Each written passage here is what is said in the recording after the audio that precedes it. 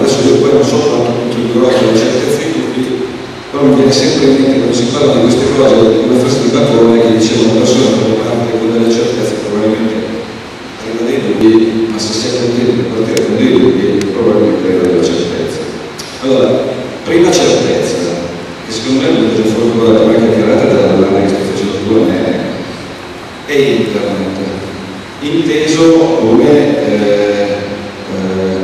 una modalità di fruizione, di crescere informazioni, di avere la propria, di sfruttare la propria personalità, la propria passione, come ho detto prima, in questa virtuale seconda vita. Poi dopo, se mi permetti, di tradurre polemica con te, che non vedo più, visto che stai cercando la polemica con Paolo, per trovarla, allora la faccio io. È scappato dalle scappate, adesso lo dico solo io, il web ha svegliato un po' tutto quanto, cioè il mondo del contenuto, la gente ha capito che poteva contribuire, il mondo digitale, l'informazione stessa, la funzione stessa, eccetera, eccetera. Quindi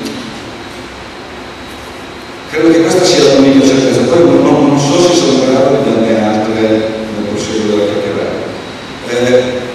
Una cosa importante sul lato proprio macro di business che io vedo in questo momento è che siamo messo del clima, no? Poi non so bene che cosa succederà su questa cosa qui, però in questo momento è chiaro una cosa, cioè noi abbiamo da una parte dei media che stanno crescendo, no?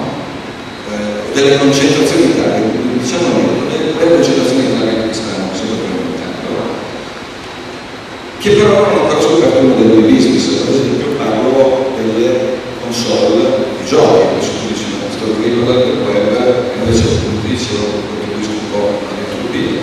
Questo è un po' per far capire cosa sta succedendo, perché sennò poi alla fine uno qui giustamente parla del proprio business, però ti faccio una piccola presentazione. Io qui in questo caso ho il cappello più di Vigeo Advertising, che come vedete da Trio si occupa di web, mobile e utilizzo come fare pubblicità. Torno un attimo sul discorso che facevo prima. Dall'altra parte c'è un problema, cioè c'è la tecnologia che oggi non supporta nel vero senso della parola questa famosa interattività sull'advertising.